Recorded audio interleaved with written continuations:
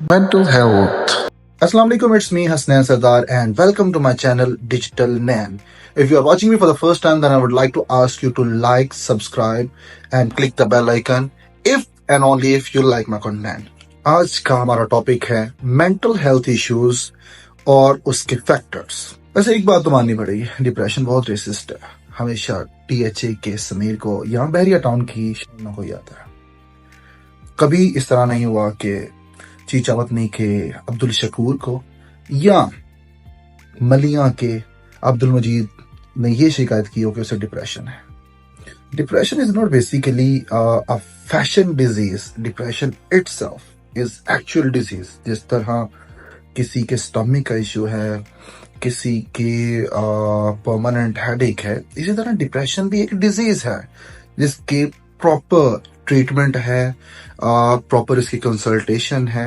और अच्छा, अगर एक शख्स अलग होकर बैठता है बाकी सब क्लास फेलो से या बाकी सब कोलीग से, और आपको लगता है कि वो सैड है या वो खामोश तबीयत है, तो जरूरी नहीं है कि उसे डिप्रेशन हो। मे बी वो इंट्रोवर्ट हो और मे बी उसे टाइम लगता हो सबके साथ घुलने मिलने में।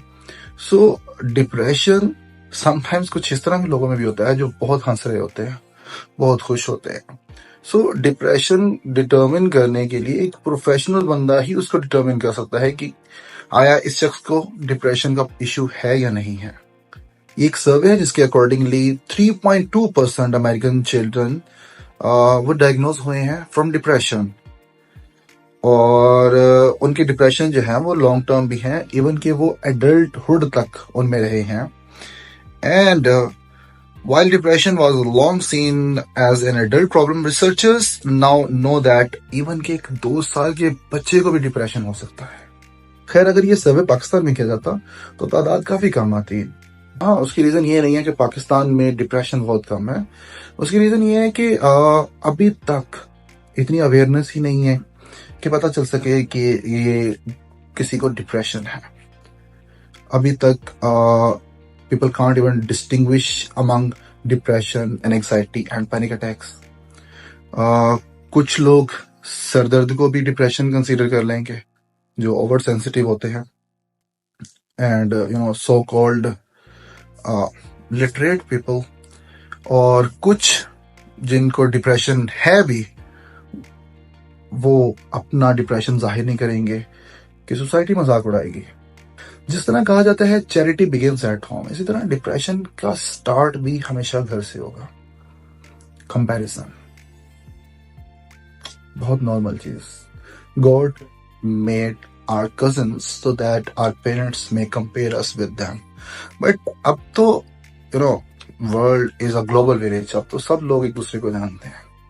अब तो चाहे आपका इंग्लैंड वाला कजन है, वो भी लाइक है उसने कोई मार्क्स अच्छे ले लिए हैं या कोई डिग्री कर ली है, तो आपको पाकिस्तान में ताने सुनने को मिलेंगे by your parents. They will start comparing you with the children of their colleagues. या आपका हर फैमिली में एक अदर कजन तो होता है आपका जो टॉपर होता है। Maybe I am not sure उसकी अपनी एक पर्सनल सोशल लाइफ है या नहीं है, but definitely is a topper, so is considered 10/10। दूसरा, डिप्रेशन का सफर स्टार्ट होता है इन द क्लासरूम। अगर आपका बच्चा क्लास में बुलिंग का शिकार है या दूसरे बच्चे उसको बगैर वजह के डिस्टर्ब कर रहे हैं किसी भी एक चीज़ को लेकर, क्योंकि बुलिंग के लिए कोई बहुत स्ट्रॉन्ग रीजंस नहीं होने चाहिए। बुलिंग है तो डेफिनेटली उसके लिए you should consult with the teacher. आपको पता होना चाहिए आपके बच्चे को प्रॉब्लम अगर फेस कर रहा है बच्चा आपका, तो वो आपके और आपके पेरेंट, आपके बच्चों के दरमियान में एक इतना कंफर्ट जोन होना चाहिए कि वो आपसे डिस्कस कर सके कोई भी प्रॉब्लम है तो। और मैं अक्सर अपने दोस्तों से ये बात डिस्कस करता हूँ कि अगर आप बमुश्किल सिर्फ और सिर्फ एक इंस्टीट्यूट की फ़ी पे कर पा रहे हैं, वही मुश्किल से, तो डेफिनेटली आप उस इंस्टीट्यूट में कभी अपने बच्चे को ना भेजें जहां आप बहुत मुश्किल से फ़ी पे कर रहे हैं। क्योंकि अगर आप कंसिस्टेंटली लेट फ़ी पे करेंगे और आपका बच्चा क्लास में खड़ा होता है या कोई इस तरह के रीजंस है, तो definitely it will start creating inferiority complexity, जो कि पूरी ज़िंदगी साथ चलेगा। और वो बच्चा हमेशा एहसासी कमतरी का शिकार रहेगा। बच्चे की मेंटल हेल्थ के लिए सबसे पहली चीज़ कि इनकरेजिंग बने।